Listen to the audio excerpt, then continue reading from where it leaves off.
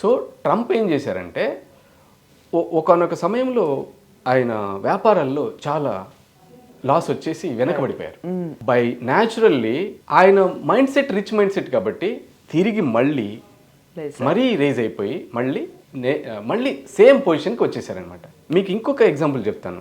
సుశీల్ కుమార్ అని కౌన్ Banega కరోడ్పతిలో one of the contestant కాదు, winner అతను.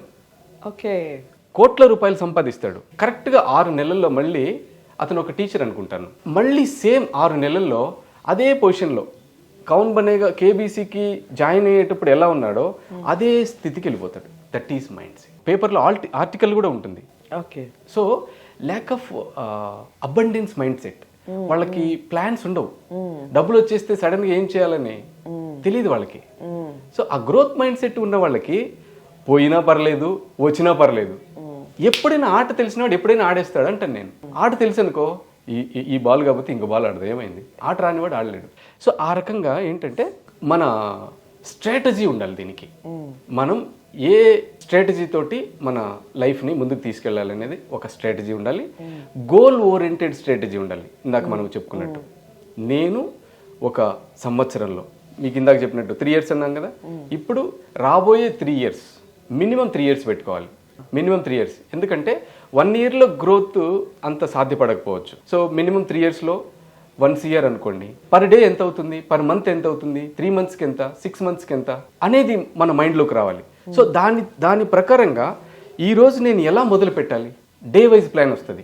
మా క్లాసెస్లో ఫస్ట్ వాళ్ళకి నేర్పించేది ఏంటంటే అర్లీ మార్నింగ్ నిద్ర లేవడం నేర్పిస్తాం, బద్ధకాన్ని వదిలిస్తాం. ఎవరైతే గ్రోత్ మైండ్ సెట్ ఉంటారో వాళ్ళు ఇలా బద్ధకంతో ఉండరు. ఎప్పుడు కూడా వాళ్ళ థాట్ ప్రాసెస్ ఎప్పుడు చాలా పాజిటివ్గా ఉంటుంది, యాక్టివ్గా ఉంటారు. సో ఇంకొక బెస్ట్ ప్రాక్టీస్ ఏంటంటే ఎలాంటి సిచ్యువేషన్ అయినా సరే వాళ్ళకి అనుకూలంగా మార్చుకుంటారు వాళ్ళు.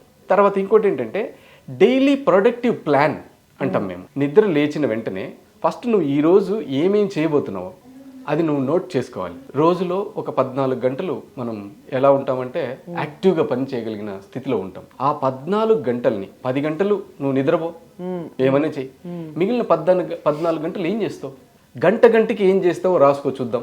నువ్వు నేను చెప్పినట్టు టార్గెట్ కూడా పెట్టద్దు, నువ్వేం చేస్తున్నావు రాయ్. నేను ఈ గంటలో ఈ పని చేశాను, ఈ గంటలో ఈ పని చేశాను, ఒక వారం రోజులు రాసి చూడు. అంటే నేను ఇంత టైం వేస్ట్ చేస్తున్నానా అని నీకే అనిపించకపోతే ఎప్పుడు